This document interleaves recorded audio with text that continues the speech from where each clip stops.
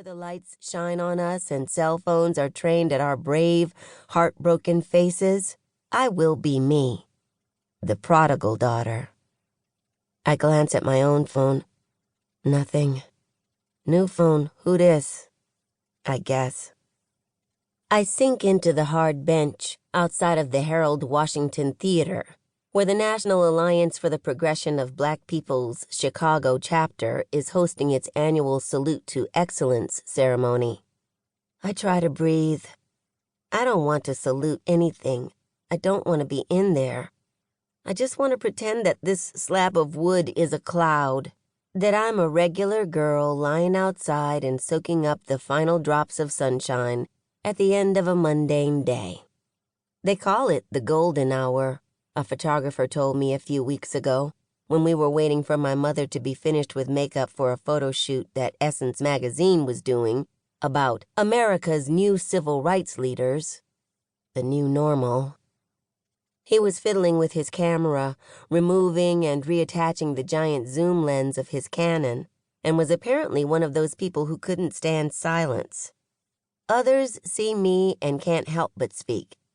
I can read the panic in their eyes when the realization crawls into their psyches. Come on, say something nice. Don't sound stupid.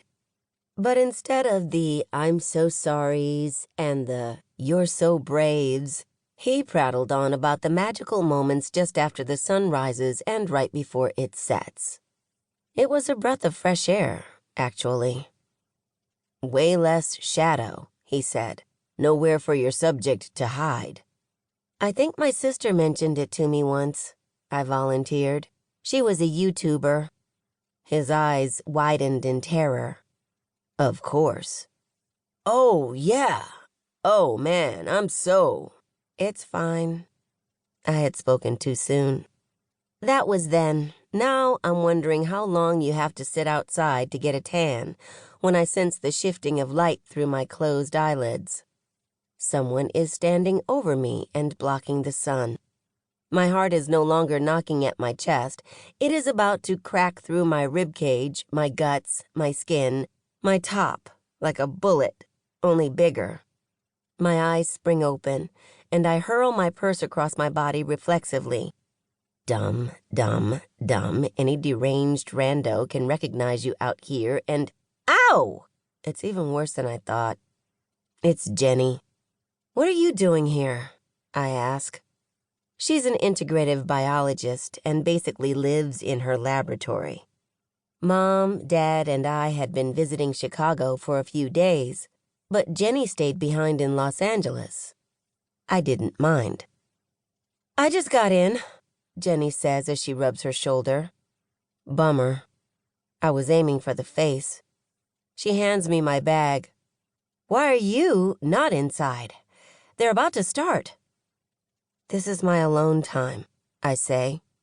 I stretch with my arms wide above my head until I notice a blonde man parked in a car across the street watching in interest. Our eyes meet. He smiles. I frown and hunch over instinctively. We are never alone. Beep, beep, beep. And that's my cue. I stop the alarm and switch my phone to silent. Any messages from Santiago will have to wait. Not that he's going to answer anyway. Sorry, I mutter. She shakes her head. Nah, I get it. I shouldn't have surprised you like that. I don't know what I was thinking. We're never on the same page. This is weird.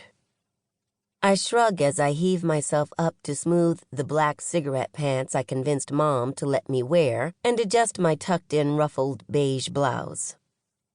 I thought you said you couldn't make it. I glance at her from the corner of my eye. She's rolling an enormous hard-side spinner suitcase back and forth on the sidewalk. It's a sensible black, of course, but surprisingly large for an overnight trip. And I'm supposed to be the vain one. Jenny pauses mid-spin. I moved some things around. Kezi was always going on about how important Chicago is to Black history. She told me over lunch that Obama moved here before law school partly because of this guy. She looks at the doors of...